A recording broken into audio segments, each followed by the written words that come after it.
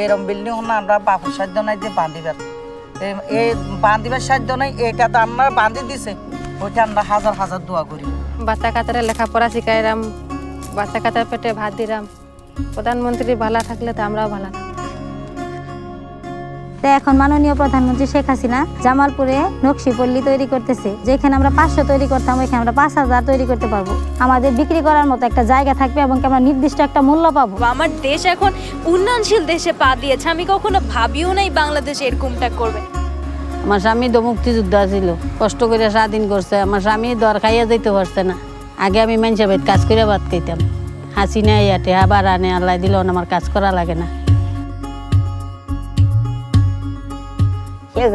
আমরা আরো মা হুমা না, আমরা আরো খাওয়ালি দিছি, গুড়লি দিছি, আমরা জীব মালি আমরা আরো দিতে পারে না মা বাপে এরকম দিছে, সুরকার দিছে, আমরা মা না এটা। আগে যতটা বন্যা হইলে মানুষ তলাইতে মারা যাইতে, অতটা এখন আর মারা যায় না। অনেকগুলো সেন্টার দিয়েছে, বড় বড় রাস্তা করে দিয়েছে, এই জন্য মানুষের ক্ষতিটা একটু কম হয়। আমার বড় ভাই বোনের কাছে শুনছি যে ডায়রিয়া হয়েছে, ডাক্তার থাকতো না, মা বাপে এ খাতো ওই খাতো, বাঁচাইতে পারতো না। এখন তো আমাকে বাড়ির পাশে ক্লিনিক আছে, খুব সহজে আমরা জাতি পারতেছি। বাচ্চা কাচ্চারা আমাকে যা কিছু হচ্ছে, সর্দি কাশলি কোনো আমাকে অসুবিধা নাই, পাশে দৌড়ে জাতি পারতেছি। আমি যদি উপবৃত্তির টাকাটা না পেতাম তাহলে হয়তো আমার বাবার পক্ষে আমাকে পড়াশোনা করানো সম্ভব হতো না, হয়তো সে বাল্যবিবাহ দিতে বাধ্য হতো। উচ্চশিক্ষা নিতে তো অনেক টাকা লাগে, তো আমার বাবা মায়ের পক্ষে অত টাকা ছিল না।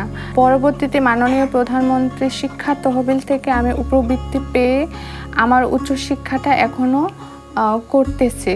যেটুকু আমরা মাথা গোছা ঠাই দিছে ওইটা যথেষ্ট, ওইটা আল্লাহ রাহমত করুক, যে দিছে তারা আল্লাহ দয়া করুক, আরো 1000 বছর হইয়া রাখুক। কোনো ডক্টর ইঞ্জিনিয়ার না কিংবা অন্য কোনো কিছু না, আমি একজন সেবক হতে চাই এবং আমি সেটা শুধুমাত্র নিজের দেশের সেবা করতে চাই।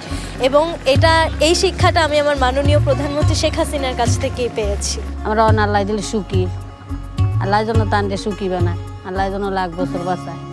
আপনার জন্য দোয়া করি, আপনিও আমাকে যেরকম ভালো রাখছেন, আপনারও আল্লাহ যেন এরকম ভালো রাখে। তো মাননীয় প্রধানমন্ত্রীকে অসংখ্য ধন্যবাদ। কিছু খানি বেশি বই আছে, দোয়া করিস।